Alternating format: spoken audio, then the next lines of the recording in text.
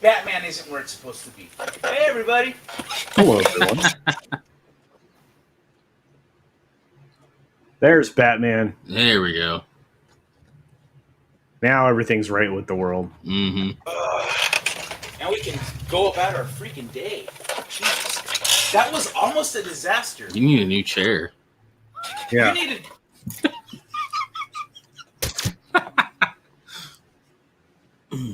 Shut up. My chair's fine. Yeah. I got it off Craigslist used, like chairs do. So yeah, what's shaking, Bacon? How's everyone doing today? Doing good. Fucking I didn't do much. I didn't do much. But, You know what? but I Enjoy your chair. How dare you? At least my chair is for the horde. That's fair. That's fair. For the horrors, that makes sense with you, bro. That too. I like your shirt. It's a flash drive and it's the Flash. That shit's great. It's clever. Check out For the Horde right here, baby. Oh shit, that's awesome. That's what's his name? Gramash, isn't it? Or no, This is the... So do you remember the very first World of Warcraft cinematic where it shows the Horde Grunt and the Alliance soldier like fighting? And oh yeah. Crashes and then they fight him and they both die. This is that motherfucker. Okay. This Nice. was from BlizzCon a couple years ago. Awesome. BlizzCon. Yeah. Yeah, he's like in the area, so he probably just walked there. That's probably true. Battlefield 2042 Prawn is happening. When I go to BlizzCon, I actually go with my friends from Blizzard. So I go to the Blizzard campus, and I take the bus with the employees and stuff, Oh, nice. and or whoever's going to. La-di-da. Yeah, my brother used to do that. And you're muted. You have a brother? Culture? Yeah, I have 3 brothers. Wow, there's more of you? Yeah. How big is your family? Well, 3 brothers, 1 sister. Although my sister passed away. Oh, sorry to hear that. Yeah, just a few years ago. Her birthday was just a little bit ago. Just like in this month, actually. Are you the one with the best hair? Yeah, of course. Yeah. Although one of my brothers does have gray hair. Oh. Is it gray hair or great hair? Great. Oh, okay. I was All gonna say right. gray What- hair is an improvement, bro. I don't know what. Let's get into the game stuff, I have the okay? best hair, although my brother does have gray hair. Great. Hey, Apollo Patriot. Good to see you. Just hit 800, baby. Nice. Nice. Yeah, you're trucking, man. Howdy, low spec Linux laptop. Hello. I just realized that my fucking microphone was a mile away. I'm sorry. Yeah, because sometimes it would you wouldn't hear what you're saying. Yeah, my bad. Yeah, sorry. All right, let's start everything over again. Okay. Hey, everybody. Hello, everyone. Good evening. All right, we're watching Culture play Cyberpunk, right? Mhm. Right? Cyberpunk? right. Yeah, we're going to play Cyberpunk. Battlefield Gone Wild, Triple X. Ooh, sexy, baby. Looking good, boys. Hey, Runner. Hey. He's Looking being a good working yourself. man. At work, yeah. Mm-hmm. The question Working is, man. why is Runner not on stream? Because he's working. He's at work. I don't buy it. What's up, Soul? Dudes, you're going to cover X Defiant. They have a lot of dislikes. The Ghost Recon fans are pissed. It's true. What is X Defiant? Never I heard don't of it. follow It's Ghost Ubisoft released their answer to a battle royale, like Call of Duty kind of a thing. So yeah, you probably want to pull it up. Okay. Before we do that, I want to touch on something because it's been 18 days now. It's been 18 days. Okay. And so Bruce Lombardo of Dick's Division shared this in the Discord. I should wait till Bruce Lombardo is here. Yeah, you probably Damn should. it. Oh, did Yeah, you I'm gonna invite wait him? till I see Bruce Lombardo's name pop up. That's when I'll bring it up. Okay. All right. Let me see what you're talking about with the thing, with the X. With the thingy. thing, with the thing, X Defiant. the thing, with the thing. That was not privy to that.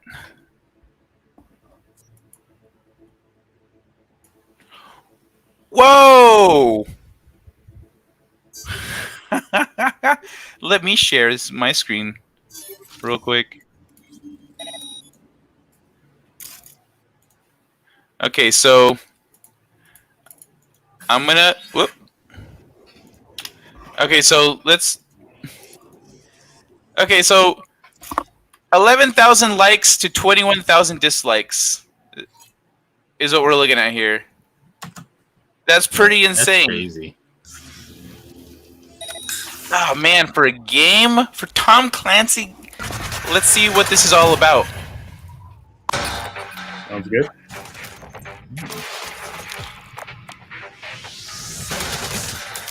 We're excited to share a first look at a project we're developing at Ubisoft San Francisco. This is our take on a multiplayer first-person shooter. We need to get you in early and find out what you think. Our goal is to make a best-in-class shooter for you, the players, to compete. And have fun with your friends. What? Why? Hold on. This guy. Is it just me? And I'm speaking as a stoner. This guy looks like a fucking stoner. Not even the functional type. Listen to his delivery here. You, the players, to compete. And have fun with your friends. It's like he was the guy that was supposed to give the presentation and do the video, but then they saw his take and they were like, no, we need to get someone else in here. That's when they got this fucking guy. That's when they got this guy in there to re-record everything, and they just put little snippets of the other guy in there, so he didn't feel left They out. cut out only the good parts of the To me, he it felt like he was saying, "Hi, fellow kids." Hello, children. Oh, he's the fellow kids guy. He's the one that's supposed to relate. Punk rock mosh pit. We're Oh yeah, hello, fellow kids. There it is. to introduce our new game. Introduce our Jason Schroeder. Hmm. Why does that sound familiar? new game. Schrodinger. He's X Defiant. No, Your feedback is essential to help us make this game great. I think Later in this video, might be a we'll couple tell you degrees how from to that get guy. involved. But first, Oh, the action. the Peanuts. Free to play, Schrodinger. obtain shooter. no, don't worry about it. Realistic Okay. gunplay with personalized classes. Those classes are represented. Okay, Apex? hold on. Let's take a look at that. That shit looks straight up like Sus? lifted from Apex. Yeah, I know. It does. Straight lifted from Apex. Like, Is that supposed to be caustic? Because it looks like caustic. yeah, that guy looks like Caustic. The other chick looks like that one chick. The hoodie here, it's Right. fucking all of them. Bloodhound. They look straight out of fucking Mhm. Apex. Even the color scheme and Yeah. the design sensibilities. Well, yeah, it's kind of a mix between Apex and Weird. Fortnite. Muppet. Want to be stoner? Yeah, someone pretending to be a stoner. That's a better way of saying it. Thank you, Soul Mhm. Assassin. He's a Pardon me. poser. Hello, fellow kids. Your feedback is 20,000 dislikes. They race swapping the Splinter Cell. All right, let's keep watching this Apex ripoff or whatever this is. In our game is factions, each bringing unique gameplay and team dynamics. Every faction comes equipped with traits, abilities, and an A ultra flamethrower is pretty cool. I'll give you- playstyle and the faction's role. Used skillfully, each faction is capable of swinging the momentum of a match. Our factions are at the heart of the game. That screams the character I would play.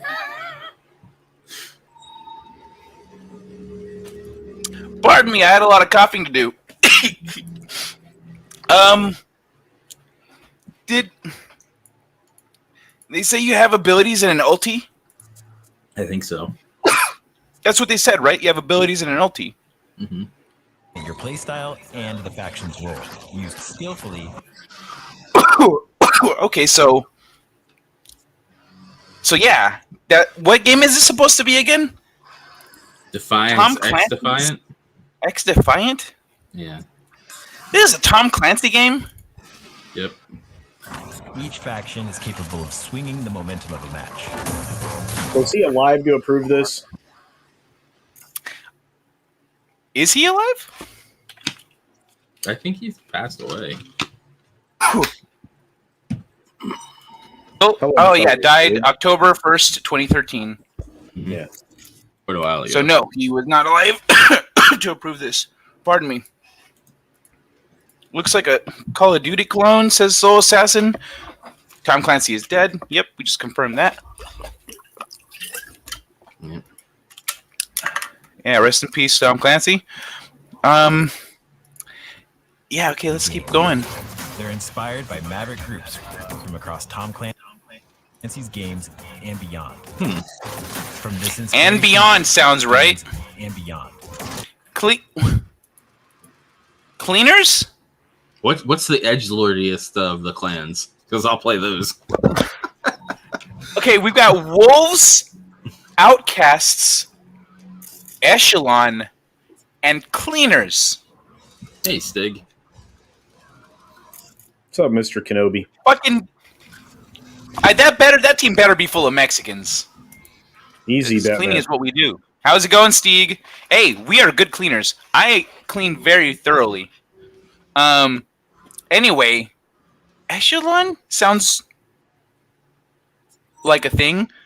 Outcasts sounds pretty edgelordy. It's like the people that are trying to be. Because they're all in black. black. Wolves is pretty bad too. They're pretty edgelordy. Oh, wolves. That's like that's pretty bad. That's you know, he's like obsessed with wolves. he'd be right up that. He'd be like, "Yeah, I'm gonna pick that because the wolves." Yeah, that's the Filoni class right there. What's the name of that movie where they go on a what's it called, on a trip for the bachelor party and they get roofied and they're looking for their buddy? Hangover, yes, the Hangover. One-man wolf pack. Yes, exactly. That's what I'm thinking when I see wolves. When I see wolves, I think of that guy. I think of Zach Galifianakis. Like, ooh. Some NWO wolf pack. But the Outcasts, though, that one is like the kids at school that are like trying to be cool and like on the outskirts of society, you know? Like, bro, we're the Outcasts, you know? Like, these two, definitely the edgelords. Let's keep it going. Eagle Fang. New characters. Their names are all wolf-based. Our shooter. They call me Fireclaw. We will continue to add to this diverse cast as the game evolves. I do like the Plague Doctors thing. I'm not gonna lie. You define your role. We know to be a great shooter, the hello, fellow kids. Be our top priority. Right? This is hold on. Has to be. We know. I'm an Apple. I'm a PC. Like, right? Which one's the Apple? Which one's the PC? This one's the Apple. This one's the PC, right? Because the Apple's the one that's like cool, and so he's trying to be cool. But the PC guy is like I like PC right? better than Apple. Yeah, because it is better, but No, it isn't. PC version of Assassins. Cleaners shoot you with Fabulosos map water. Oh wow! They got all factions from Ghost Recon Games, Division 1 and 2, Wolves from Breakpoint. Okay. Thank you, Apollo. Stieg needs Eagle Fang. Yeah, right? Eagle Fang. Outcast theme song will be Sorry, Miss Jackson. Poison Dogs. Tom Clancy rolling it. Yeah, for real. So this is like all the factions from all the Tom Clancy games. Let's just throw them in an arena-based shooter and call it a day. And just tag up all the walls and shit. Yeah. Because it's hip. No. And the colors. The colors, Duke. The colors. Gunplay has to be our top priority. Colors. Colors. Have an ever-growing arsenal of authentic weapons and attachments. An ever-growing asshole. A lot of care into how our weapons look and feel. Oh, did you guys see all those weapons? All the exact same weapons that are in every other game? Oh my god! Mm-hmm. Ah! We've crafted every weapon attachment that precise. So excited! Why are they like putting on? Look at all these same guns from the other games. Boom, boom, boom, boom. Mm-hmm. What the fuck? You have Apollo's approval. Mm-hmm. Spot on, mate. Oh. No, me and Apollo are gonna just do some Players can mix and match messing some stuff up in 2042 when that comes out. Adapt to a changing battlefield. Personalize your faction. Excuse me. Picked up Apex. Started playing Apex last night for the first time in a while. Ooh, you gotta if you get on there, let me know, and if I'm available, I'll play. All right. And your abilities and ultras create unique opportunities to set up nail-biting shootouts and unforgettable clutch. Wait, hold on. We're sitting here watching this preview, talking about playing another game. Playing games that are actually good.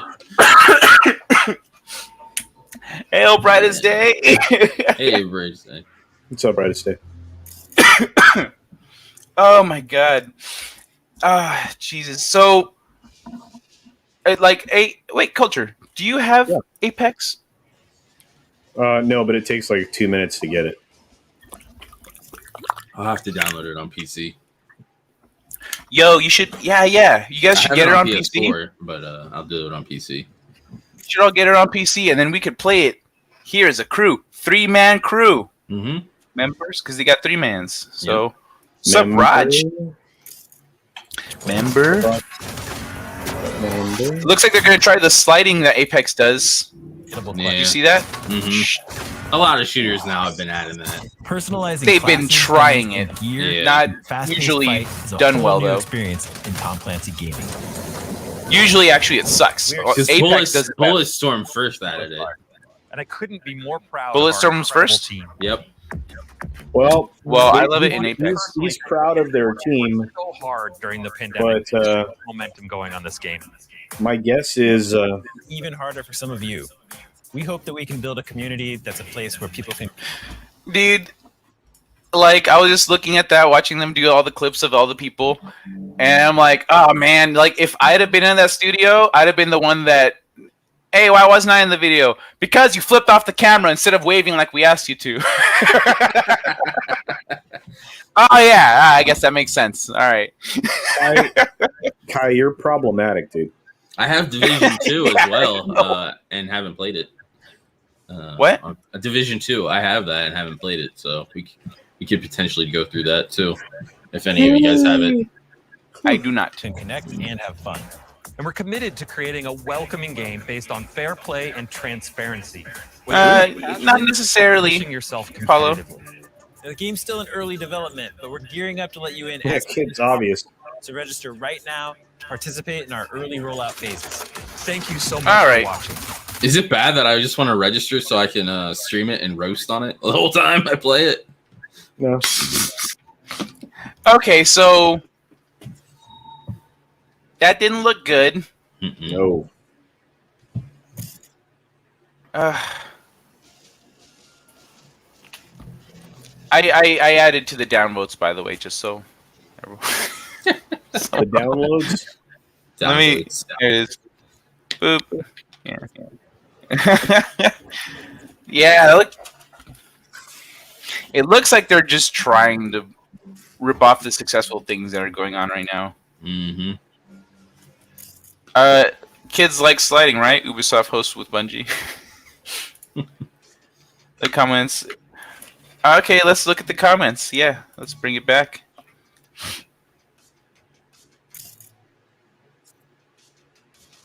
Oh.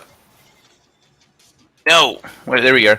This looks like a game that you would see people playing in the background of a movie. Okay. That's a weird description. Gun exists. Ubisoft, Tom Clancy. That's such a burn. That is such. This Wow. is actually fucking brutal and hilarious. Oh, Gun yeah. exists. Ubisoft, Tom Clancy. That's brilliant too. Yeah. Let's see what else. How could Tom Clancy, a guy that touted realism in all his books, ever have imagined his name on this paintball game? Y'all ought to be ashamed. Mhm. Can't spell, but you fucking you're Yep. right. Guy that touted realism in all his books. Tom Clancy games are notoriously realistic in their everything. And fucking hard. Mhm. Gotta slap Tom Clancy's name on everything these days. Let the man rest in peace. Yeah. Ubisoft seems to have a knack for making painfully bland cash grabs these days. The game was auto-generated by an algorithm. That's why it looks like Apex. I can't follow. You're right. These are gold. Dead Space reboot? Yeah, we were going to talk about that. But this came up. Finally, a new online shooter. We don't have enough of these around. Said no one. This looks like something that would come out on mobile. Literally, COD mobile looks better than this. I don't know what's going on anymore. Punk rock plays dubstep, realistic gunplay, stock sounds, force field shields, and auto turrets. Tom Clancy in the name. Nothing to do with any Tom Clancy book ever made. Nothing to do with espionage or political thriller. Yep. Voiceovers over the wrong gameplay footage.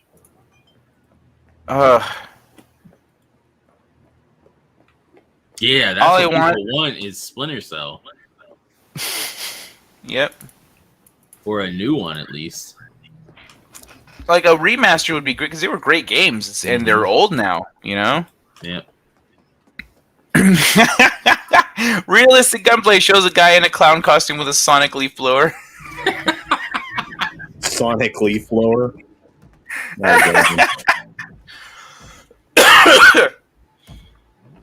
It's fast-paced firefights meets punk rock mosh pit. This is pure cheese. Oh my god. Stinky cheese. How do you do Tom fellow Clancy's kids? XD. What's the mind? Seems like a fitting emote. That's great. You do, fellow kids. There it is. Yep. Yeah, we need another hero-based shooter game, except ours will have... And they have ultis and shit. They are straight-up copy-pasting, you know, what other games are doing. It's like this was scientifically crafted to be as uninteresting and forgettable as possible. It's like this, the guy. Damn, the Tom Clancy series went from cool tactical video game based offer inspired from the books to this is a Tom Clancy game because it has gun.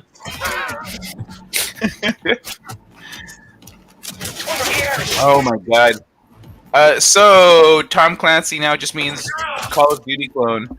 I used to buy anything with the name attached to it, but if you're going to deviate this far from the roots, I'm just throwing you into the same pile as Call of Duty.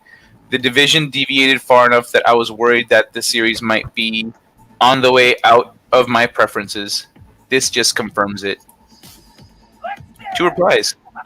At COD's credit, at least they made something somewhat memorable with that 2019 prequel. Yeah. Let me see. What's... Yep.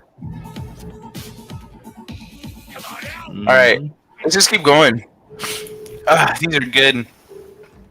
This is our take on multiplayer first-person shooter. What about Rainbow Six Siege?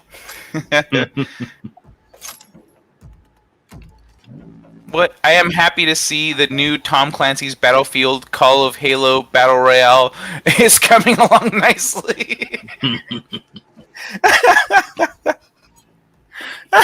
Making Assassin's Creed live service, then making this trend getter. I've always lost faith in Ubisoft. This is an embarrassment to Tom Clancy. Yeah, I heard about the... Wait, where? Oh, sorry. The Assassin's Creed live service that they want to do. Oh. I thought you were reading a comment. I was like, where is that? Yeah, it's right there. Oh, there it is. Yeah, okay. Sorry. It's an embarrassment. Yep. Come on out, you little chicken shit!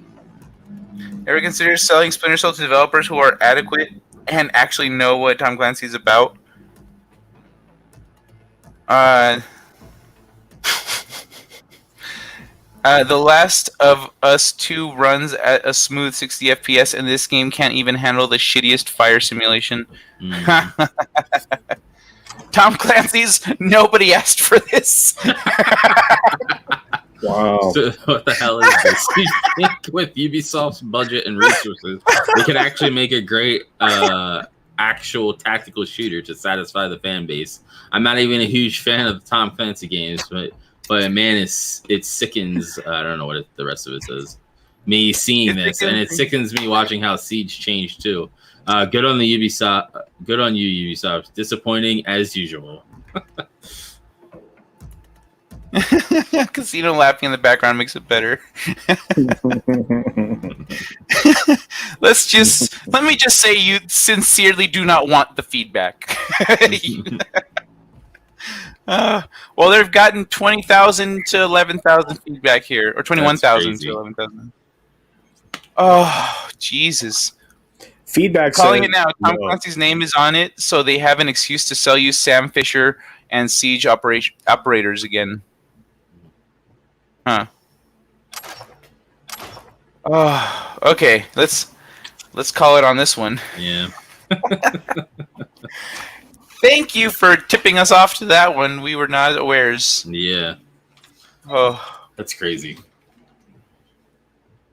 Oh man, that was a good laugh. Great. Well done. Oh man, that's bad. Yeah, it is. Anyway, is Bruce Lombardo here yet? No Bruce? Mm-mm. No Bruce yet? No, Bruce. No, someone get work. Bruce in the house. What? He might work. I don't know what his job. Like, Oh yeah, he might be at work. All right, well let's look at other stuff here. Let's look at other stuff. Getting that sweat stench. No, leave it. Some go for that. So, this is something that I was really happy to see because I feel like people tend to have a really shitty attitude about things sometimes, and a lot of the comparisons being made lately and whatnot. I really liked seeing this. The Final Fantasy 14 director hates that people think his game has beat World of Warcraft. His name's Yoshi. Cool. Yoshi P. So, Final Fantasy 14 director Naoki Yoshida doesn't appreciate people dunking on World of Warcraft, saying that his game wouldn't exist without Blizzard's MMO, and that comparing the two is the wrong conversation to have. With World of Warcraft taking a few hits recently, including its reviled treatment of Sylvanas, a lot of players have been making the jump over to Final Fantasy XIV, including popular streamer Asmongold. It's seen the scales tip in Square Enix's favor, with a U, British people, with the game recently smashing its concurrent player count on Steam. It's also created a bit of a narrative about which game has won the MMO crown. It's on Steam? Yep. You can get it on Steam. Right. You can get it through their actual website, which I recommend more because it's just easier for me. At least with pre-ordering expansions, it's easier. All right. Wait, what's easier? Pre-ordering expansions? Pre-ordering expansions over on their website, it's easier to do it there than it is through Steam because they have like this weird code thing and all this hoopla stuff you got to go through. I know a buddy of mine had issues like getting it to work. Oh, okay. Well, I don't generally pre-order, and I'm new to the game, so I'm. All right. It was and lit, then you and can also get it on PS4 as well. We'll hop into that after this. And they all play together. Nice. It's a conversation Yoshida doesn't appear to be too keen on. The director gave a rather thoughtful speech about the perceived rivalry between the two games in a 14-hour live stream earlier this month. Wow. Holy shit. Which has very kindly been translated by Bluist on YouTube. When told that Final Fantasy XIV had been more popular than WoW this year, Yoshida quickly clarified that he didn't believe the game had beat Blizzard's. In his quote, his words are, Blizzard is definitely aware of this, but without World of Warcraft, a Realm Reborn wouldn't exist, Yoshida said. WoW was the game we constantly looked up to. He also showed his disapproval for the conversation surrounding which game is doing better, saying our goal was to recreate a Final Fantasy version of WoW. So saying we won or lost to WoW is off base to start with, because they were the game we aspired to be. Mm-hmm. Yoshida also touched upon the subscriber counts of both games a little bit. When discussing World of Warcraft's peak of 12 million paid subscriptions, he said there's no way Square Enix could compete with that. Yoshida compared WoW to Everest, saying that such a high number is completely beyond reach. He did EverQuest? Everest, like Mount Everest. Oh, Everest, okay. Okay. I was WoW confused. is Yeah. like, when you think of MMOs, WoW is at the top. And everything else is usually shit. Everything else is usually shit. I'm just happy that Final Fantasy is like an alternative to WoW, because it's kind of on the same playing field right now, and that's nice. It's not like having, like WoW is the only game in town, right? Exactly, because WoW basically when you think WoW basically takes the MMO genre and is basically the run with it. Like there's every time another MMO comes out, it usually always ends up free to play because nobody gives a shit because it's not that great. Mm-hmm. So, all right. Yeah, I've seen a lot come and go. I've seen several games with a lot of work behind them. Just yep. If I was that type, so he says, the heart. We're growing at a rate that even I'm surprised by. He said, it's kind of scary. The hard work we've been putting into Final Fantasy XIV did pay off. He continued. But this whole conversation about surpassing WoW is the wrong conversation to have, and it's honestly irritating. When the interviewer chimed in telling Yoshida he was hoping he would have said, we're the best, he responded, if I was that type of guy, we'd miss our footing on the way, and 14 wouldn't be loved by so many people. That's a great attitude to have. Mm-hmm. It's hard to deny that Yoshida is such a large reason for Final Fantasy XIV's success. He's a likable personality, one that has commanded a ton of respect within the community, and his hard work doesn't go unnoticed. While it certainly isn't the first time he's showered praise on WoW, it's nice that he's continuing to emphasize the importance of its existence. The live stream also had Yoshida detailing plans for making in-game house hunting easier, as well as a bundle of other goodies in anticipation of Final Fantasy XIV's Endwalker expansion, due to release November 23rd. Mm-hmm.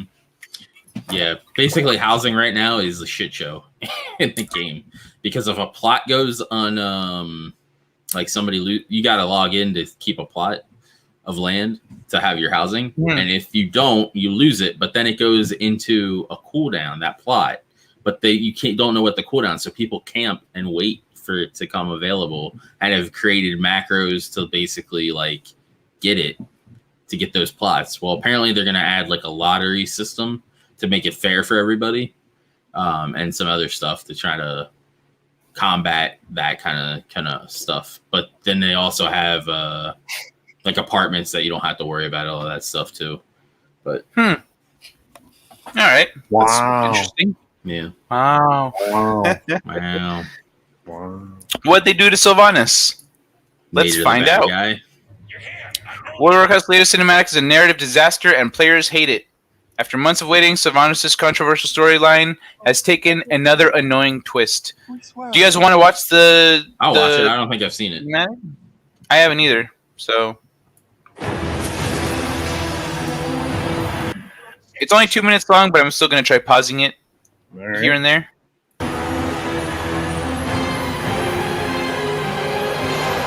Let's see. Well, there's the jailer. And it looks like he's got a snowball. Which looks like to be the thing that controls where the souls go. Once again,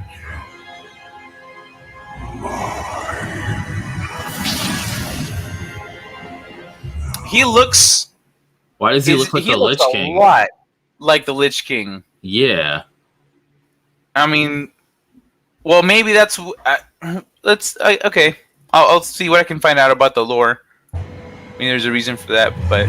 Because I know they're emulating the Frozen... what's it called? God damn it. Frozen Throne? Mm-hmm. Yeah, they're emulating Frozen Throne as much as they can, you know, as they've moved on with their expansions, because that was the... Yeah, like, that was peak, wow. Mm-hmm. It's peak. Wow, so... Like, with...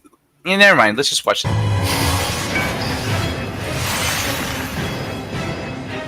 The hell? Is open, Zobor!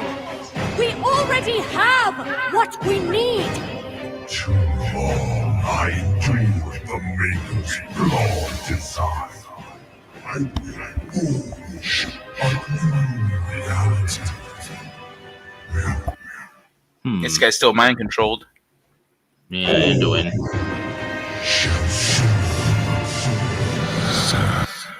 What? She has like a cool fucking scar over her eye. When did that happen? I don't know. Huh.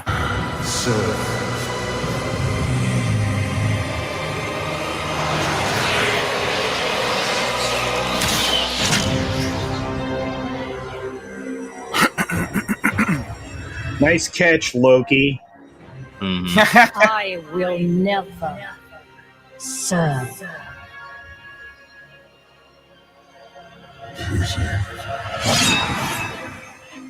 Still shaking by mortality. Indeed, help restore something. I'm just pausing for pausing's sake right now because I don't know.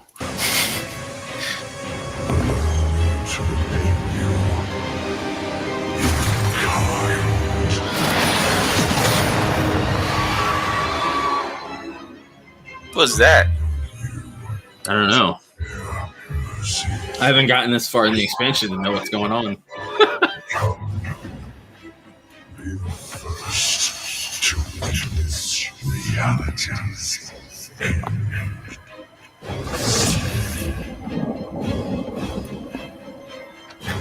Cannot let him reach me.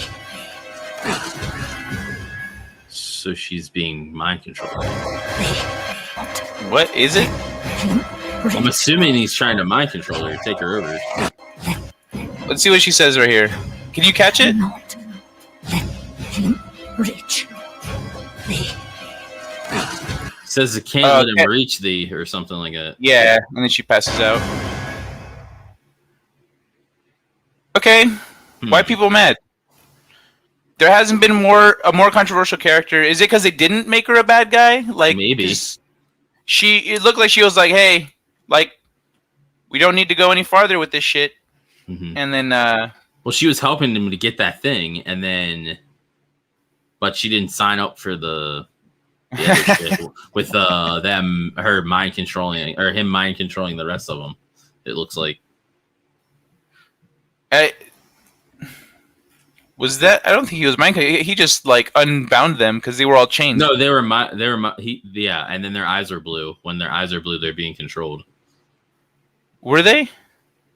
It was just Anduin that was blue eyes. Towards the end, I thought. Let's see. Yeah, see? Oh yeah, you're right. Their eyes are blue. Yeah, see. Oh. But then they're not anymore. After their chains come off. Be the first to witness reality's end. So he's gonna destroy all of reality and rewrite it. Cannot let him reach me.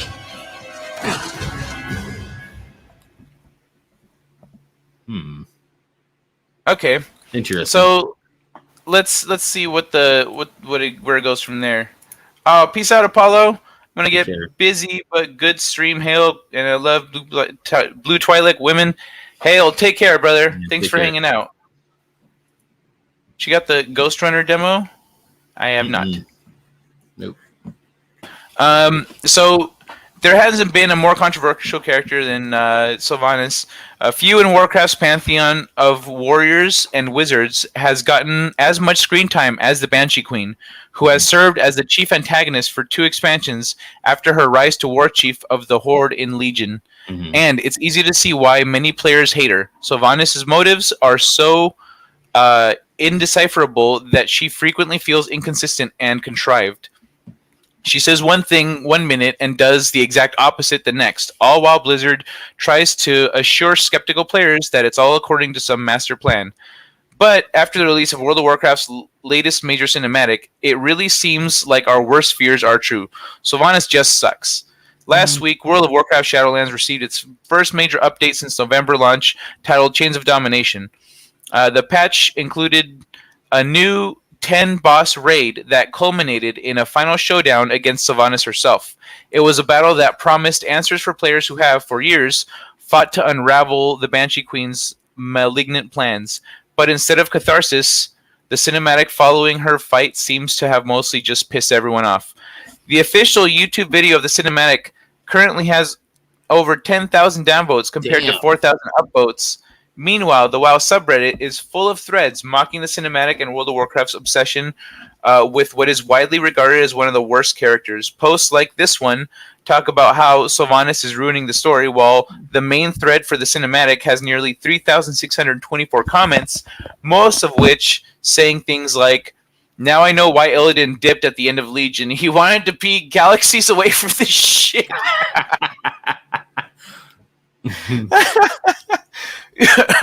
You can watch the cutscene above and see why players are so upset. But the gist of it is that Sylvanas just spent the last 3 years doing unspeakably evil things just because she believed you had to crack a few eggs to make an omelet, and then she loses all of that conviction at the last possible second for no real reason. The jailer, the enigmatic arch-villain of Shadowlands, then foolishly refuses to finish off the only people who can actually stop him, even though he has them at his mercy. And even though Sylvanas just shot an arrow at his head, he decides to give her soul back before disappearing through a portal to an unknown location that probably will remain a mystery until the next major update. I thought he gave her soul back in another cinematic. I'm not sure. I saw another cinematic where she got her soul back. So, I didn't realize she had her soul back. Yeah, he gave it to her after something. I don't know. It was in this expansion, though. Anyway, after so much waiting and hoping that we might finally get some answers, Blizzard once again pulled a Dragon Ball Z and is asking us to tune in next time. It's easy to see why that pisses off more than a few players. Yeah, so when it says for no real reason... My thing is with Sylvanas, she's always been a person. The undead and the Forsaken have always been... They've been working with the Horde because it's a necessary evil to gain what they actually want, like their own motives. Like they've always had their own motives. And for players to like think that that's not the case when they do some pretty shitty, like terrible things, shouldn't surprise people at all, because that's how they've always been. Well, the Hordes are the only ones that's going to take them in, but even within the Horde, there's always been some mistrust with definitely. the undead, because they're always doing their own thing. People are like, dude, what are you guys doing? Stop making more undead. Like, it's not a thing. Yeah. You know? But when they say for no real reason...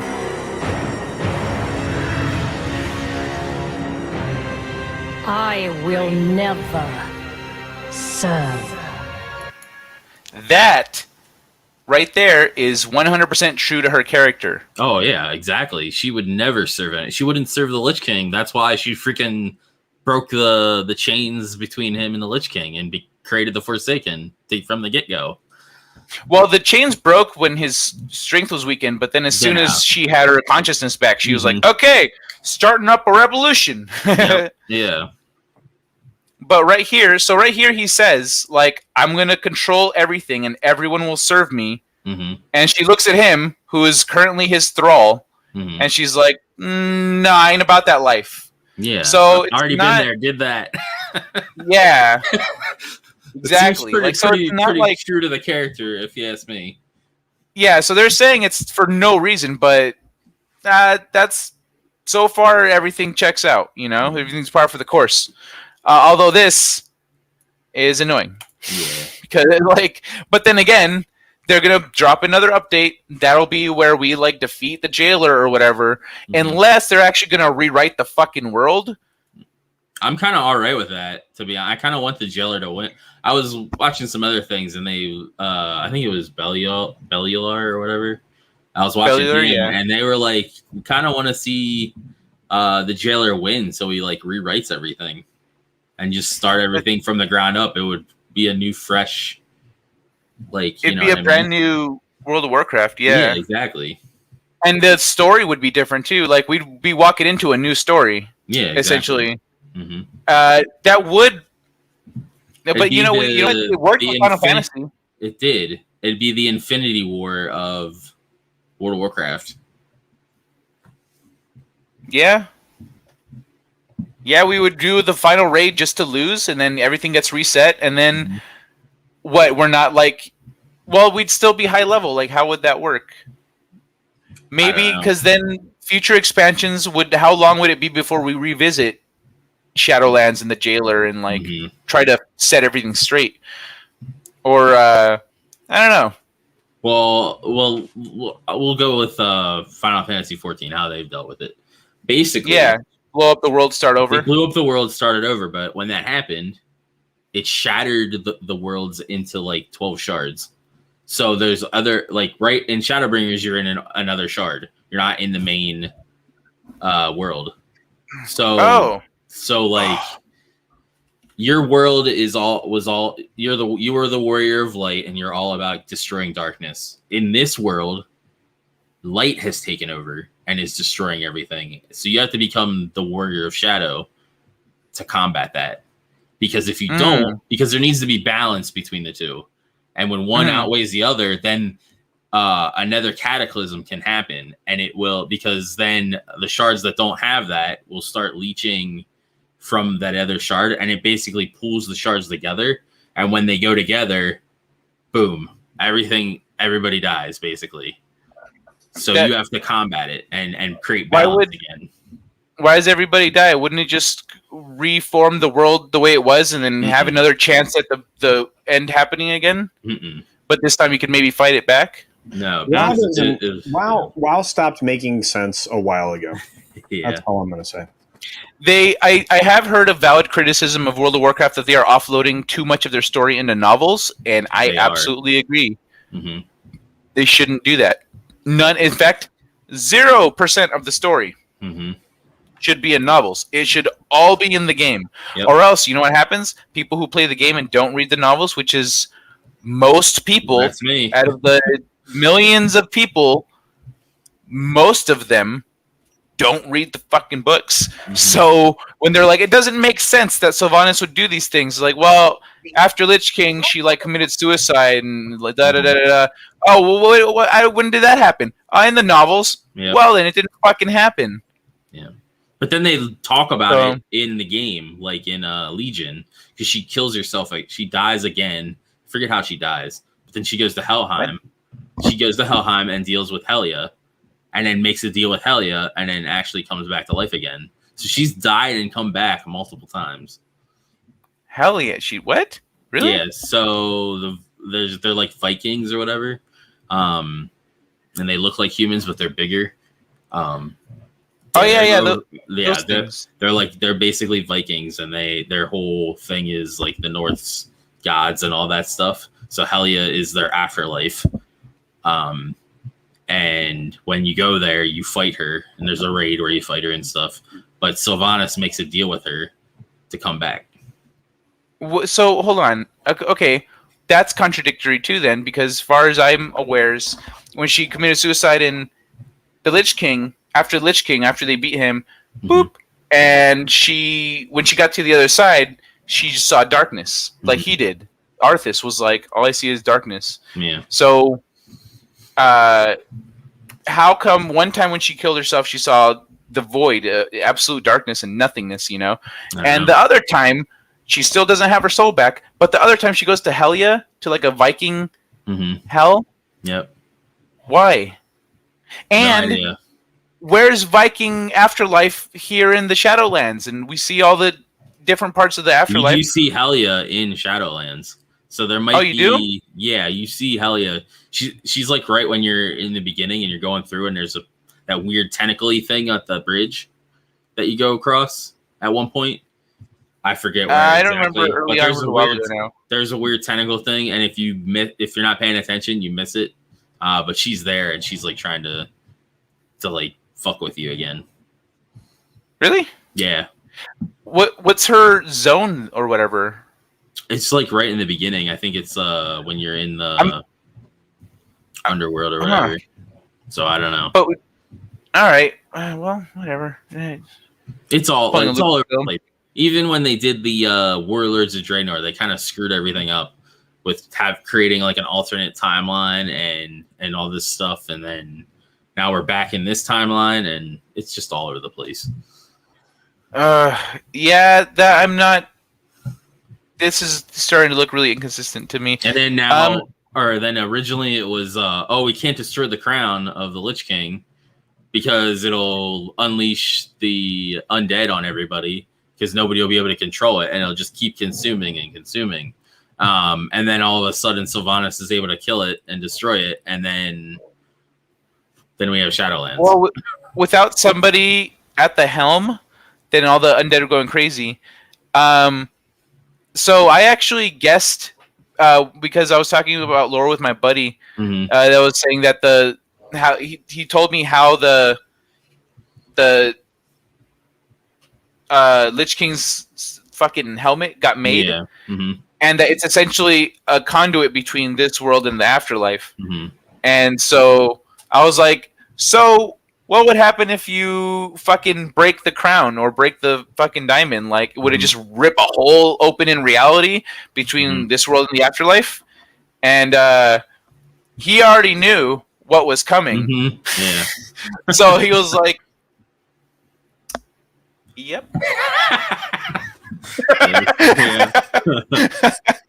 And then when they announced Shadowlands, I was like, I called it. But yeah, that's like, it's it goes back to Gul'dan and all that shit from way back in the day. But yeah, essentially it's like I knew that's how the helmet worked, so it doesn't surprise me that that's what happened. But without somebody wearing the helmet, that's when the undead were like going nuts. That's why the needed to be replaced. And we know that Culture is still alive because he's playing the Cyberpunk. I gave up on WoW long ago.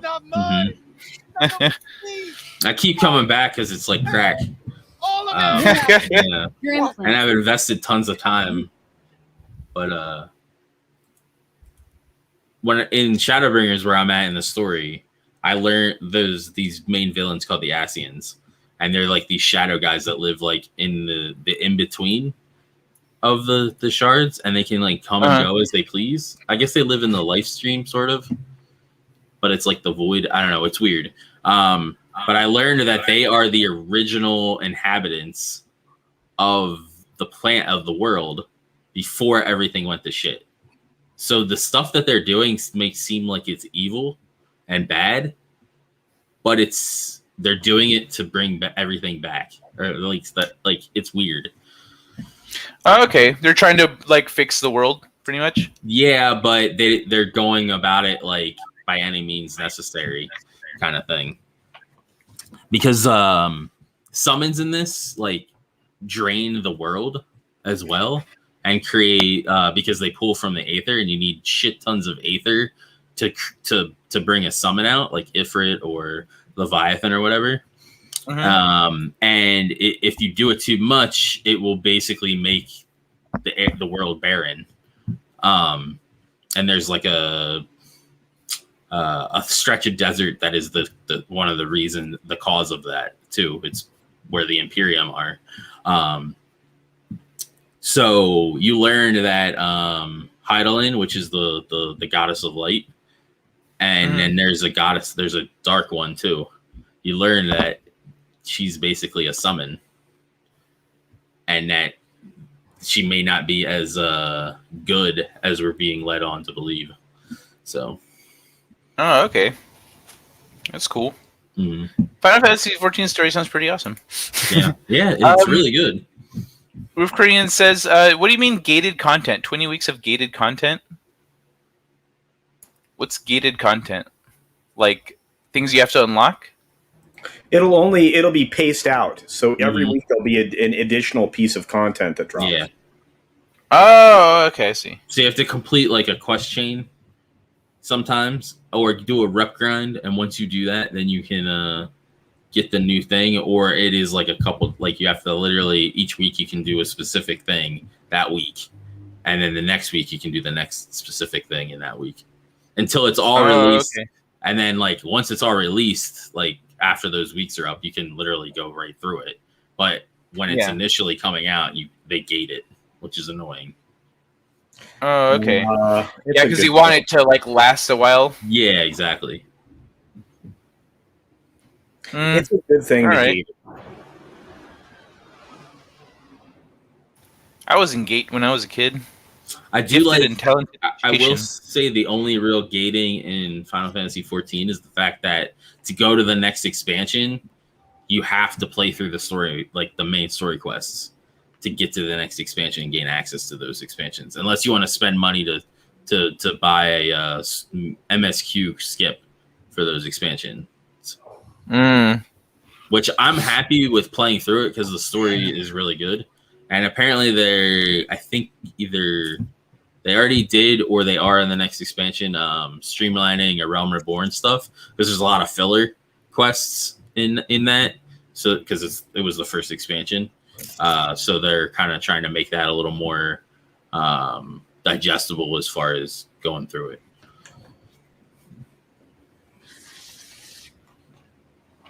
Okie dokie.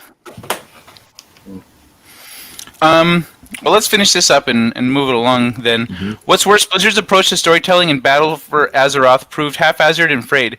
Instead of one linear narrative that players could follow, everything was chopped up between spin-off books, out-of-game promotional cinematics, and quest lines that could only be experienced if you played both a Horde and Alliance character. Yeah, I'm not playing an Alliance character for any reason. I literally boosted a Worgen so I could get both sides of the story. But I only did the Horde part, or like part of the Horde part. Because I only played Battle for Azeroth up until right before the first patch or whatever. Okay. Getting the full picture felt impossible without serious effort. Critical plot moments also felt undermined by how contrived the writing felt. Felt twice in a sentence, buddy. Longtime players love to joke about instances where in-game bosses shout "enough" just before dying in a battle and then making their perfectly timed escape. But Battle for Azeroth also, yeah, dude, that's just so funny. They do that all the time. Enough! I'm out! Fuck you guys! Just fucking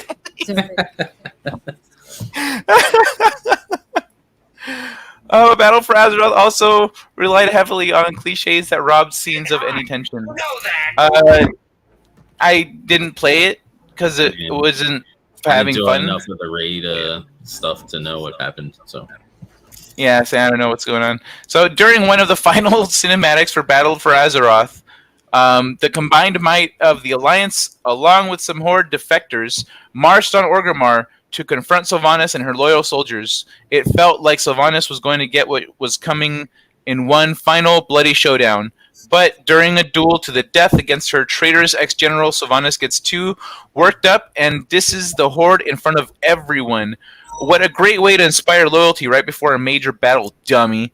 Realizing she's lost support among the Horde, Sylvanas suddenly disappears. The Horde and Alliance kiss and make up, and then she shows up later as the chief antagonist in Shadowlands. She's allied herself with Warcraft's version of Satan, the jailer who is exiled to and rules over a nightmarish hellscape called the Maw. It turns out the real reason Sylvanas burned Tendrasil and tried to start an apocalyptic war with the Alliance was to funnel souls into the afterlife, where they could be stolen and used to power the jailer and Sylvanas' grand scheme. Not only has she now murdered millions of people, but she's condemned them to eternal damnation so they can be gas in her great schemes. I know that's capitalized. It's more like this the all jailer's sounds great schemes, but yeah. Yeah, right? This all sounds badass, sure, but the way these revelations are drip-fed and delivered to players robs them of their weight. Again, the lack of specificity here is maddening. It's been almost 8 months since Shadowlands released, and we still don't know what's really happening or why. All Sylvanas has given us is a few cutscenes. She's appeared in a crypt in our... Sorry. All Sylvanas has given us in the few cutscenes she's appeared in are cryptic clues, like her and the jailer wanting to break the cycle of life and death because they both see it as a prison. From Sylvanas' perspective, no mortal has any say in anything that happens to them. They live, are probably killed, and then go to the afterlife, where the equivalent of Harry Potter's Sorting Hat condemns them to an eternity in one of several micro afterlives that range from pretty chill to horrifying. Mm-hmm. Sylvanas and the jailers see that as an unfair and want to stop it. That range from pretty chill to horrifying. Yeah, it's true. But how? And what will they replace it with? Shadowlands has a serious problem with not giving players enough information to actually care about events as they unfold. It's just one cliffhanger after the other, and when you string players along for 2 expansions, it starts to feel like Blizzard is stalling in the absence of having a story worth telling. During Shadowlands' main campaign, Sylvanas and the jailer capture the other big heroes from Azeroth and try to enslave them to do their bidding. Only one attempt is ultimately successful, and the human, King Anduin, is turned into a mindless thrall that the jailer uses to start collecting what it basically amounts to Infinity Stones. Okay, this is how long does this is longer than I want. Okay, the fate of Sylvanas. When players finally meet Sanctum of Domination raid. So also end in a moment. This is where Blizzard's worst writing all comes together in a rapid-fire combo. The jailer, just short of total victory, can't resist gloating and rambling about how he's going to remake all of reality to serve him. Sylvanas looks at Anduin and has her predictable change of heart. But of course, after the jailer has already turned into an all-powerful god, she evidently realizes that maybe genocide and helping Satan weren't such a hot idea. So she knocks a flimsy arrow and says, "I will never That's serve." not what I got from that cinematic. Yeah, right? Except that's exactly what she's doing the entire time. Is she... What's it called? Well, like, if she thought she was part of a team, he's like, yo, you help me do this, and I'll do that, and yada yada, and then we'll break the cycle, you know? Mm-hmm. Yeah. That sounds like a partnership. Yeah. But I was 10, made it far, then my bro erased... Oh! Whoa. Wow. I'm sorry, Soul. 10 is good, oops, though. renown levels are capped at 2 per week. Souls turned in and 1K anima turned in. Blizzard stopped gating content. Mm-hmm. I can't. I even leveled a Palia 70 in BC Classic, but DPS tried to play like it's 2019, not 2007. Mm-hmm. Yeah, right. People have developed some bad habits. Oh yeah. What's it called? It caps at 1K anima. How do you... I don't even play enough to get 1K anima in a week. Yeah, same. It's like, collect 1,000 anima, and then next week it's like, hey, collect 1,000 anima for this guy. I was like, bro, I didn't even get last week's. All right, chill. This right here, expanded sphere grid. 10 is my favorite Final Fantasy of all time.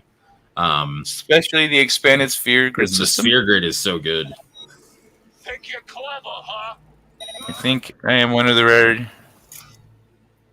I got some of the... I don't think I got all of them, but I got most of them in FF10. So, where's this quote? When do you guys? This quote is from somewhere in the article. Sorry, what? When do you guys find time to play that much of an online game? I can't do that anymore.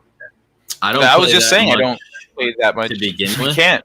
I did do a 9-hour stream of Final Fantasy 14 the other day on my day off.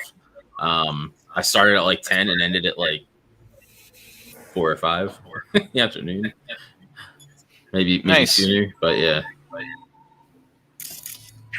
That was a bitch. I remember doing that with to get Waka's. I think it was to get Waka's legendary. Dodging lightning. I was trying to collect the legendaries when I was playing Final Fantasy X. I'll have to start over if I ever get to play it again. I was playing on my buddy's old PlayStation. Yeah. But yeah, I'm quickly reaching the point where I no longer care about this universe or the people who inhabit it. Ouch. I don't know where that came from. Somewhere in the article. Yeah, Demon's and I played Final Fantasy 14 as well. He even hopped in and we did a couple dungeons towards the end. So. Yeah. I was supposed to join Demonge and I and playing that a little bit, but then I never got around to playing it. Yeah. There we go. Lulu's, that's right. What's next? So let's do.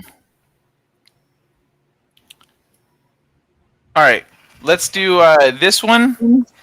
Humankind drops de novo. What time is it? We've been going for an hour, so let's wrap it up soon. Humankind drops de novo ahead of launch to avoid performance problems. Amplitude Studios said the anti-tamper tech isn't quite up to snuff, and the issues can't be fixed in time for release. Wow. It is one of the best known and least liked DRM technologies on the market. Developers like it simply because, simply put, it works. Many gamers intensely dislike it as a matter of principle, and also because its reputation for negatively impacting game performance. Oh, it destroys the most recent game performance. It totally ruins. Oh it. Yeah, because it works at a kernel level. Oh, yeah, that's gonna shred your performance. The most recent example of that came to light last week when Digital Foundry confirmed that a cracked version of Resident Evil Village runs better than the DRM-clad release. Wow. The discovery wasn't quite a smoking gun, as the game also employs Capcom's own DRM technology, and a patch released today to address the issue says only that adjustments have been made to optimize the anti-piracy technology. Today, Humankind developer Amplitude Studios announced that it's making some de novo-related adjustments of its own, and of a rather more serious sort. The anti-tampering tech will be removed from the game entirely before it launches. We've been working on this game for more than 4 years now, and personally, it's been my dream project for 25 years. Amplitude Studios head Roman de Wabert de Genlis wrote. What? You have two Des in your... What? Just call him That's Roman. a name? That is a hell of a name right there. Okay, wrote on Humankind forums. We've... De Wabert de Genlis. God damn. All right. We've been... one of the most wish-listed games on Steam this year, so we know we're going to be targeted by pirates more than any of our previous games. If Denuvo can hold off a cracked version even just for a few days, that can already really... Do you hear that shit-ass motorcycle out there? Mm-mm. No, huh? Good. All right. If Denuvo can hold off a cracked version even for just a few days, that can already really help us to protect our launch. That being said, our priority is always the best possible experience for the players who buy our games and support us. Denuvo should never impact player performance, and we don't want to sacrifice quality for you guys. That's fantastic. Humankind is one of the... It's on my freaking wish list. So, yeah, it feels damn good to hear that. I can't wait to purchase it with money. The decision was made following the recent closed beta, during which it was found that current implementation of Denuvo was not good enough. The issues can't be fixed in time for launch. Again, what is Humankind? Never heard of it. Why doesn't he pick one? Why does he have two? I don't understand why he has two. What is he... All right. Reaction to the announcement is positive, although some in Steam forums say they won't start celebrating until the Denuvo listing is removed from the Steam page. But those responders represent only a tiny fraction of Humankind's total presumed audience. More telling will be how pirates take to it at launch, if it suffers high rates of piracy because of the absence of Denuvo, or if it ultimately has little bearing on it one way or the other. Hopefully, Amplitude will share some insights into that situation at some point after launch. Hopefully, if people come out and support it and it has very little effect, people just stop using Denuvo. Because they realize they don't need it's like Civilization, then, this game? Yeah. It's with Humankind, a 4X strategy game that looks a lot like Civilization 6, but comes at it in meaningfully different ways. Earlier this year, we came away feeling pretty good about it. It distinguishes itself from Civilization in ways that all feel well considered. Nothing seems like it was added just for novelty's sake. And like Civilization, Humankind will be moddable, including the AI, so ambitious players can set out to change anything they don't like. It's set to come out August 17th. That's freaking awesome. Roof Korean says, asks if Culture has a 3090, and to take heed with New World because apparently it can brick 3090s. Let me see. I have a 3080. Judging, it's the last. hot gothic babe. Yeah. Yeah. Riku's best waifu. Culture, you have a 3090, right? New World is bricking 3090, so take heed if you try New World. Ooh, no shit.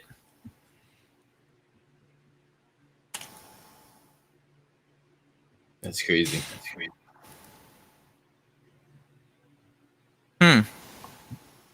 Okay, so yeah, I just talked for like 5 minutes. You guys couldn't hear me, but us talking through you should have been a hint. no. I was like, it was muted. But anyway, so the whole point was to say that I have a 3080, not a 3090. So yeah, that's what I have too. Yeah, but I saw that article this morning and I was like, well, not getting that game. What is New World anyway?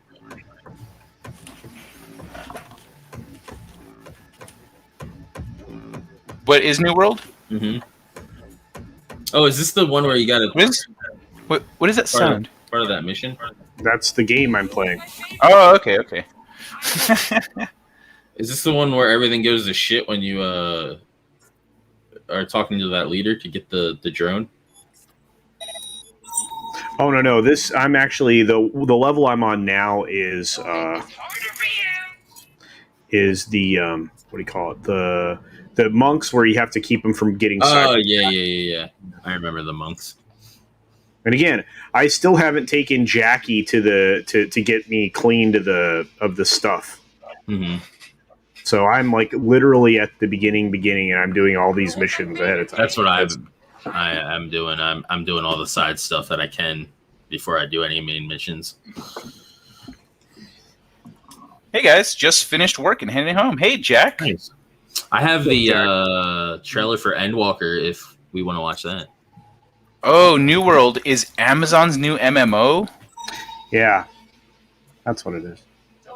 Let's look it up.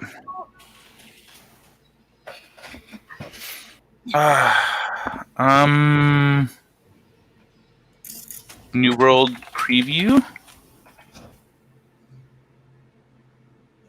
Official trailer. There it is. Hide and kill. What is Eternum? Ooh. The substance of legends. The pulse of adventure. The glory of triumph. Eternum is life eternal. And death incarnate. Well, this looks interesting. It does look pretty cool. Is it multiplayer? I mean, it's an MMO. Oh, it is an MMO. Okay. All right, I wasn't sure if it was an MMO or not. Yes, yeah, Netflix. What is Eternum? I don't know what to think about that. I don't either. The fires of Like Docker outfit. All right. rage and malice. Eternum is the truth behind nightmares. What is Eternum? That depends on you.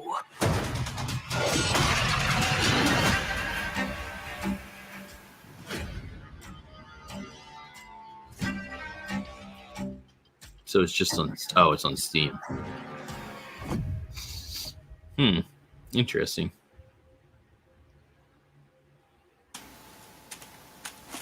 Alrighty. Did Bruce Lombardo ever come through? No, I don't think so. Freaking Bruce. All right. He might be. Well, he might be at work. Motive is using next-gen tech to revive a horror classic. What is this? Dead Space. You want to read this one? Yeah, I can read it.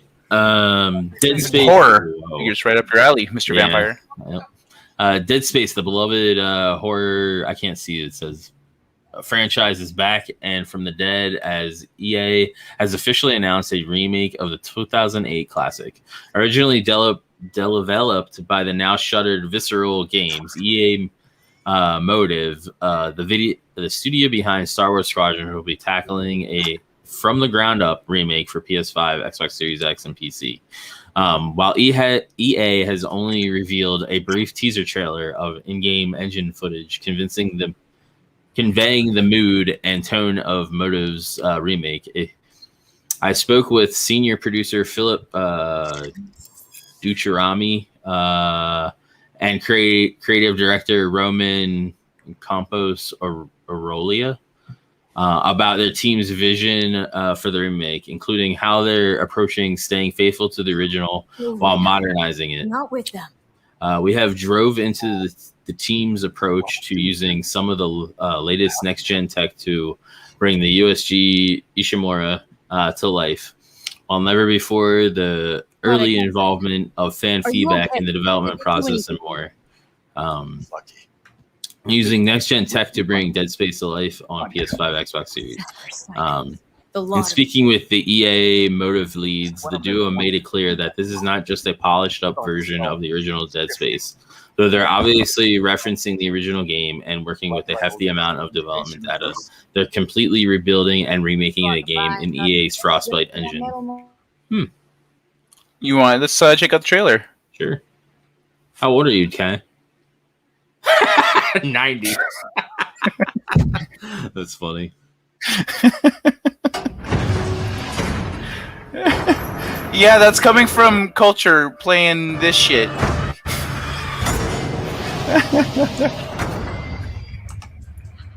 Remember when EA said nobody said people like single-player games? Now look at them. Ironic. Yeah, right? Shut the fuck up, EA. What do you know?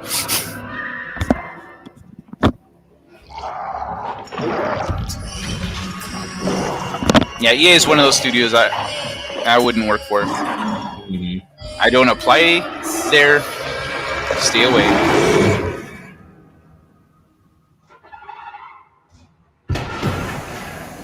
There was something else coming out that like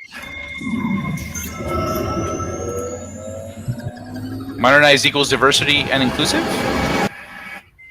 I think actually they mean modernized like technologically. Because yeah, this is all like modern tech. You couldn't do this with Dead Space back then. Like not like this, you know? Yeah. Looks pretty sick. Yeah. All right. So, but explain the team's able to reference all the original assets of Dead Space. We're not just and not just what shipped on disc. Oh. So they have all the original assets from the game, like the models and stuff. Yeah, but come on. I mean, it's still going to be Dead Space, and it looked like hot garbage just now. So looks all right. I don't know. You look bad, good, bad. There was a game. It looks solid. It's great lighting. I know the creators of Dead Space are creating the Callisto Protocol, a game that's supposed to be coming out in 2022. That's a new horror game. But cool. I thought there was supposed to be...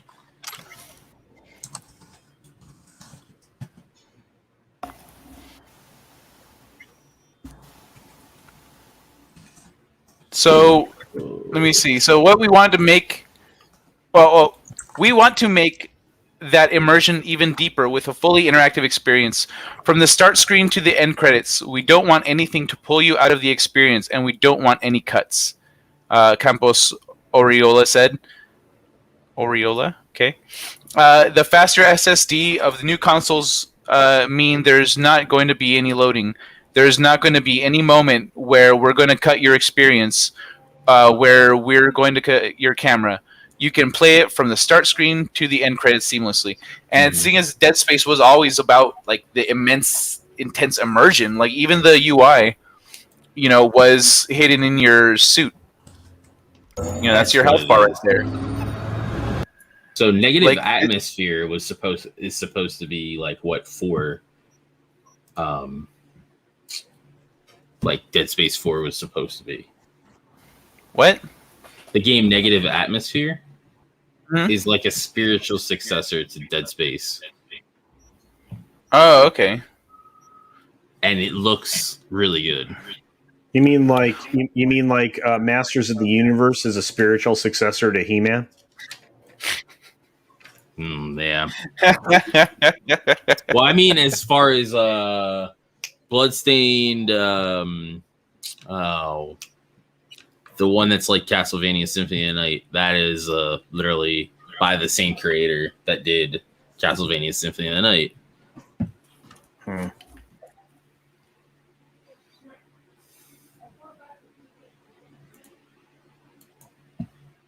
But yeah.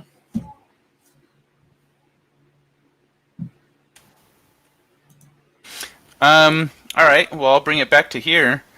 So it looks like the Steam Deck's, I think I was calling it the Stream Deck last time. The Steam Deck's final specs are even more badass than what we were told before. Hey, Culture, you like technical readouts? You want to read out this technical readout? Culture, you're muted. You like talking about teraflops and processors in your 3090. Mm-hmm. Talk about these things. Here's a 3080, not a 3090. Oh, 3080. Okay.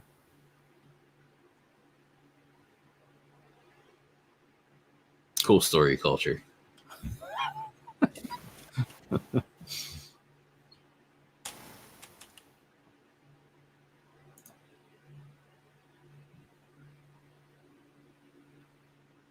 So is this out yet?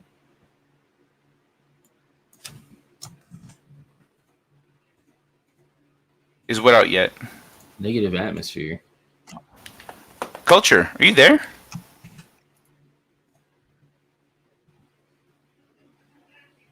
I think Culture's AFK. Probably. Oh, it's like to be announced. It's not out yet. Hopefully they will have EAC sorted out by lunch. It will be Isaac's daughter. I'm calling it. Better bring back Isaac. Yeah, they were talking about Isaac and his adventure and stuff, so I think they're going to stick with Isaac. It's not going to be... I'm going to tell you right now, this handheld Steam is going to be amazing. Mm-hmm. It is going to be amazing. This is your total area of expertise, so we wanted you to take this one. Oh, sure. What do you want me to take it as? I mean, just to talk about all the things, the numbers and the letters that are on the screen right now. All right. No? So right now, they're using the AMD. Essentially, it's a mobile processor. So it's like a lot of like netbooks and the AirBook type of PCs that you get out there have these. Many of these are starting to have this. They're having the Zen 2 4C8T, which is a sliding scale processor. It's capable of adjusting to what's needed, and it running at 448 gigaflops is nothing to sneeze at. I mean, you have to consider the fact that this makes most people's cell phones cry. Mm-hmm. The GPU is where we start to step into something new with the 8 RDNA. 2 CUs means that they're running 8 cores on 2 cores. I believe that's what that architecture is. I'll have to look it up, but regardless, it's running at 1.6 teraflops, which is the only number you need to like pay attention to. Mm-hmm. And it's not using a whole bunch of basically you're going to get 8 hours of battery life out of this thing. So it's good. It's very, very impressive. Nice. 16 gigs of RAM. This is on the lower end, right? Which one did they grab? Is that the top I end think one? the RAM is standard, and the Okay. storage is the one with multiple. Yeah, well, options. essentially this is the mobile version of the DDR5. So it's got quad 32-bit channels, so that's freaking awesome. You have 64 gigabytes of eMMC memory. You have 265 gigabytes of NVMe SSD, which is awesome. That's what, actually, Angelus, that's what you can actually snap on your board, is an M2 NVMe. Okay. You can do that in the 1 terabyte or 2 terabyte flavors. I would recommend, if you ever do that on your board, to get the Samsung EVO N70 or better. But anyway, and then see, all models use socketed 2230 M2 modules, so they basically snap onto the board. You'll be able to throw in, as you can see, all models include high-speed micro SD card slot. Yeah, exactly. If they got the EAC sorted out, nobody should put Windows on it. What's EAC again?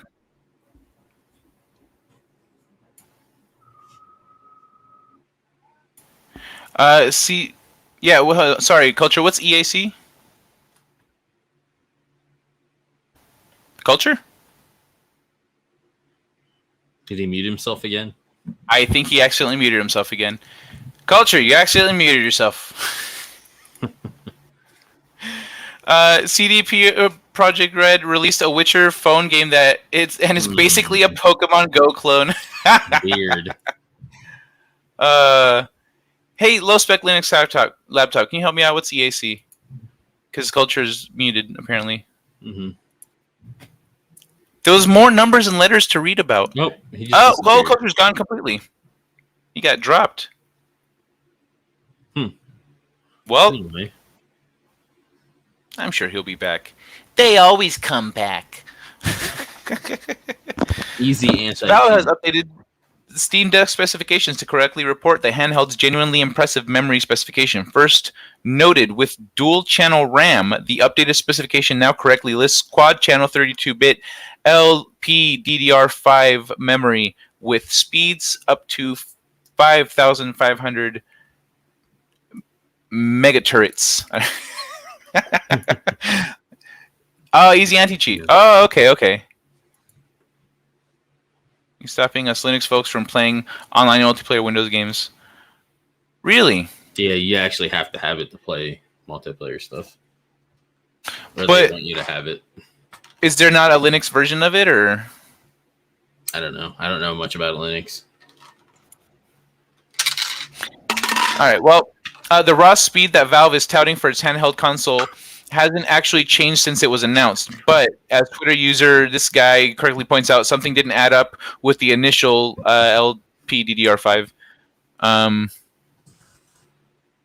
Yeah. So it's even more badass than it was supposed to be. That's what we've learned. Dope. Yeah, dude, this thing, like, this is crushed. Absolutely crushed that Nintendo Switch OLED announcement. Like, I don't know anyone that gives a shit about the OLED to begin with. I don't care. The only thing that I care about is the dock having an Ethernet port. But apparently, from what I'm hearing, you can just buy the dock separately. So I'm just going to buy the dock. That way I have an Ethernet port. You can buy the dock separately? That's what I'm hearing. That's fucking awesome. Yep. All right. If I am in the future in a position where I can't Wi-Fi my Switch, then I'll get the fucking dock. That's awesome. Not technically. See my suggestion above. See my suggestion above if you want to see how the big name players cheat in multiplayer games. My suggestion above.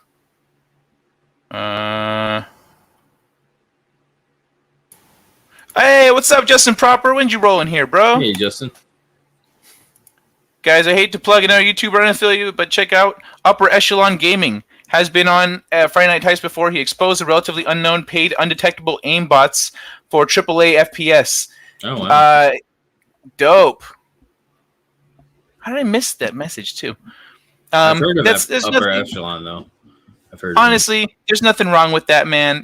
There's good resources out there. We're not like a news resource, we're a discussion resource. Like, Bellular and other people are gonna be, other YouTubers are gonna be hopping on the news bits, and they're really into the details. They're like, no, this doesn't quite line up because they said this, and then over here there's a tweet, and then the numbers, it did some math. Like, that ain't us, dog. No. That ain't us. This is super casual and like just like what we see throughout the week and what, we're a lounge. We're a gaming lounge. So chilling, bro. It's feel free to plug, good resources out. There's nothing wrong with that. It's all good. We don't take it personally. Besides, they have a bajillion, subscribers or whatever. Like, it's not like, hey, don't take our 100 subscribers. Let me see. Where am I now? Not suggestion, but yeah, what suggestion, bro? I scrolled up. I didn't see. Oh, there's undetectable in Apex. Oh wait, I scroll up more. Yeah, okay, that's what you're talking about. Got you. Now I understand. Yeah, dude, that is nuts. The undetectable aimbot, that shit is intense. Because when I played Counter-Strike, you'd see, when people are aimbotting. When you're playing against them and when dude, Angelus. Fortnite, you see it all the time in Fortnite. Dude, you and I ran into an aimbotter and fucking beat him. Remember? I think. When was it? When we were playing Fortnite? Shadows. Yeah. It was in Fortnite. Me and Shadows, and somebody had aimbot, and they just ripped Shadows apart, and then you and I, like, somehow we fucking killed him and his team. So it didn't matter that he had aimbot. We were just you still better. have to be somewhat good to use aimbot. Yeah. You still got to be good. Yeah. And I'm gonna toot my own horn here. I'm a bad motherfucker in the shooting game. You are. Let me see. Thank you. By the way, Angelus. I don't know. It's good for bringing up other channels, dude. For us, like, it's fine. We don't care. Yeah, we don't give a shit. Like, every YouTube channel is a potential resource or a source of entertainment. I see us as a source of entertainment and discussion. Like, we're talking about gaming. We catch you up. It's casual, but I'm not. You go to Bellular. He does like a 20-minute video about how Valve announced a thing and what does that mean in the greater scope of gaming. We start talking about all the implications, and then we see Ubisoft over here doing these things. Like, no, I'm not. We're not going to get into that. Watching him the other day talk about the WoW and Final Fantasy 14 thing, and he was trying to adopt shit talk on the. Or at least that's the way I took it. Shit talk on the story for Final Fantasy 14. It's like, dude, the story is good, and they actually make you play through it so you know what the hell's going on in their game. Instead of like, oh, well, we'll just give you this level boost. Oh, you can just skip all that. Yeah, level boosts are nice, but like, then you don't know how to play the game. Yeah, exactly. Thank you, Soul Assassin. Well, it doesn't take much. We don't even try. IGN streams. IGN's trying. They're trying real hard. Hold on. Let me. Let's hop over to. Wait. Let me take this down. I hope. What's it called? Cultures like internet isn't out or something. Yeah, I know. I'm over here trying to figure out how to get access to Endwalker, like pre-order it. Someone on their MOG station. Final Fantasy. Final Fantasy. I'm trying to figure out how to get Endwalker. But I have the trailer for Endwalker if you want to watch that. The trailer for Endwalker? Yeah, we can do that. Yeah.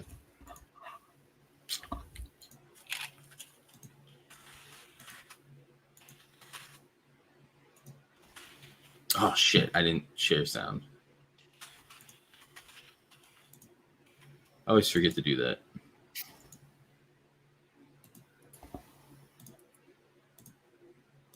To do what?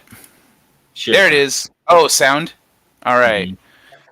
Oh, wrong button. Let's see it. Full screen, ready to go. There we go. You hear it? Mike, you struck for the song, but whatever. We just lower the volume for the during while there's music. Yeah, there you go. Keep it like nigh undetectable. Yeah. And we talk through it. But the one thing I like about these guys is their cinematics are freaking awesome too.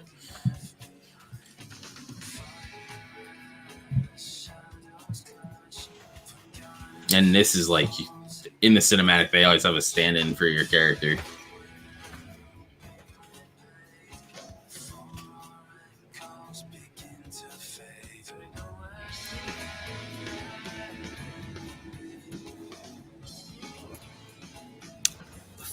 Yeah, the cinematics are really nice. Mm-hmm. I mean, it feels a little bit like a '90s music video. Because of the music, but yeah. But this is all cool. Yeah, that's Alice. She's I think she's Red Mage, if I'm not mistaken. She has ears that Stieg would approve of. They're not like a foot and a half. They're not up here.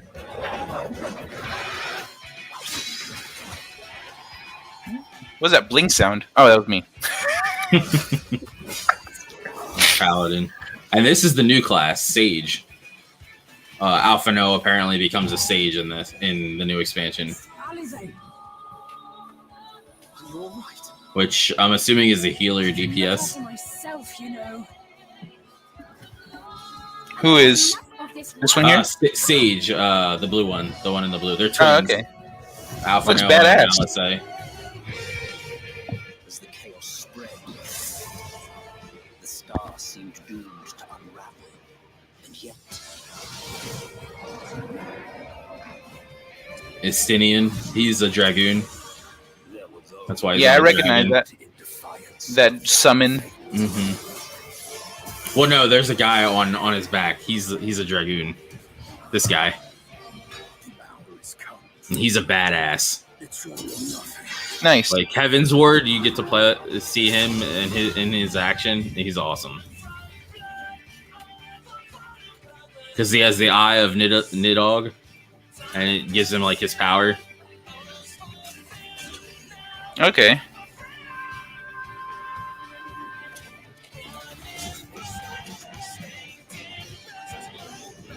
Oh, there's store page. Okay, I'll check that out then. Yeah, let me catch up on the chat here. Let me see what's going on. I want to defame the wrong person, but I think he mentioned the streamer Shroud was accused of using the paid undetectable aimbot. Ooh. Oh, wow. Ooh. Ouch. Okay. Okay, there you go. Solution to your problems, sir. Thank you there, Roof Korean.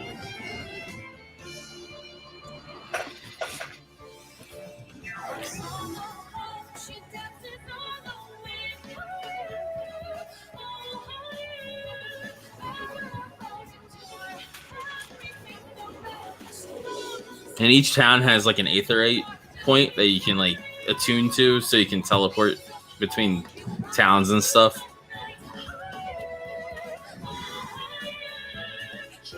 I knew it. The star still has secrets to tell. Take care, my friend. And the guys Game is very friendly to furries. Yes.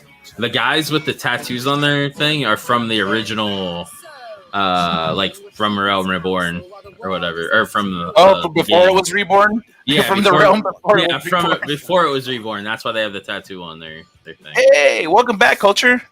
Yeah, I'm sorry. A stupid Zoom call interrupted me, so I was like, okay, I had to kill my game and everything. Yep. I was like, crap. This is yeah, the dude, chick you that just I thought dropped died. suddenly. We thought you got disconnected or your internet died or something. No, I had to get on. You know how that is with work. Mm-hmm. This looks really I got good. you. Is this? Yeah, this is the for the new Final Fantasy expansion. XIV expansion. Yep.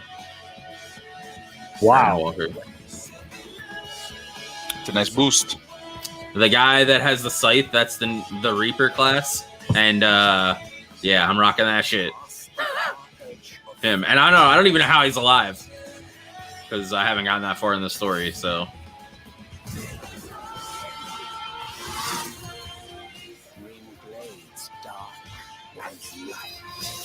Nice. That earring for Shadowbringers was nice.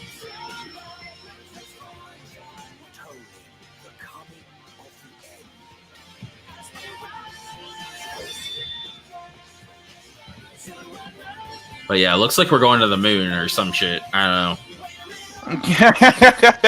know. Well, then looks like we're going to the moon or some shit. I don't know. I don't know. I'll find some awesome, compelling way or reason why we're doing it. Yeah. All right. Well, the stream's almost over. I mean, it's almost time. We need to wrap it up. I have one more thing I want to show before. Bruce Lombardo didn't come through today. It's unfortunate. Oh, but this is going to be great. It'll be great. Mm-hmm. So, I needed to share this comment from Bruce. What? I pressed the wrong one. There we go. This one. So, Asmodee and Amazon take on game counterfeiters. Table takes tabletop news and talk. Gen Con are shitting on Gary Gygax's legacy, and he is the reason Gen Con exists, and it is in his hometown in honor of him. And they gave his son the boot. We talked about this a couple weeks ago, but I love this comment. This shit cracks me up. 34 views. How many thousands of subscribers? I zoomed in too much. 2,000? 2.74? Looks like 3.7. 3.7? Yeah. Yeah. Okay. So they have a shit ton of a lot more subscribers than Bruce Lombardo. Bruce Lombardo says, "I hope you harpies choke on all the dicks for talking bad about the Gygax family. If it wasn't for Gary, you wouldn't have this hobby to preach your crappy ideology. You'd be stuck at working at some lame mirror to Kotaku, and nobody would be reading you. You have 10 times the subscribers I do, and your video from yesterday has as many videos as my lame tabletop game. Get wrecked." Yeah. That's so Tell him, wild. Bruce. So I checked on this video, and they've got like 100 views now. They've got a little over 100. 3 weeks later. 3 weeks later. 3 weeks later. That's crazy. That's amazing. Bruce is awesome. So kudos, Bruce, for that fucking killer comment. He's a Fuck boss. these guys, dude. Oh my god. Fuck Gen Bruce Con. Lombardo, Piece of like shit. a boss. Yeah. Like a boss, Bruce Lombardo. Wish you were here.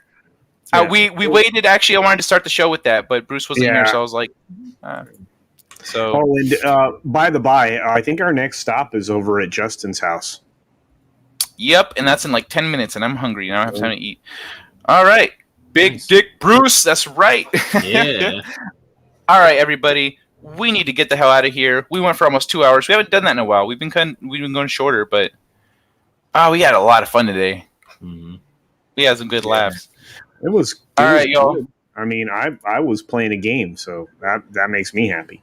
So yeah. I don't get time to play anymore. It sucks. Yeah.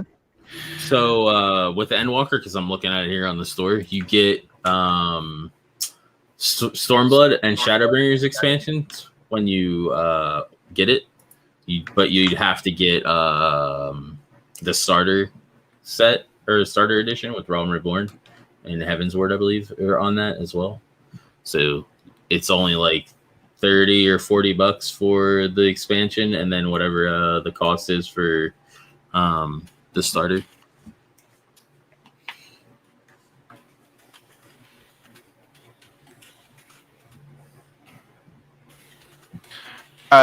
Sorry, I kind of expected. It wasn't expecting to cut off right there. And I plan on getting it for PC because it'll give me because you have to buy it for each platform, but they cross-platform, if you want to play it on different things.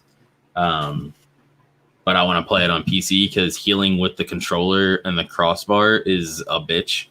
And I need to be able to click shit if I'm going to heal or play it. Yeah. All right, y'all, let's wrap it up. Go check out Angelus or Culture's channels, both ideally, or mine. We're not on my channel. Go check out any of our channels. Mm-hmm. We all do stuff. Yep. And what's it called? Angelus does. Yeah, I think we all do game streams. You guys do more than me. I do more game streams than I do other stuff. But yeah. Yeah. So thanks for joining us, though. Soul Assassin, Low Spec, Linus, Top, Roof Korea, and Justin Proper, who we'll be seeing momentarily. The Jack of all casuals, Soul Assassin. Jack. Hey, Jack. Yeah. And yeah, thank you all for being here. Apollo Patriot, who was here earlier. Bryce Day was here earlier. Yeah, much appreciated, y'all. Have a great week, rest of your week, weekend, and we'll see you next week on the Gaming Lounge. Word. Hasta luego.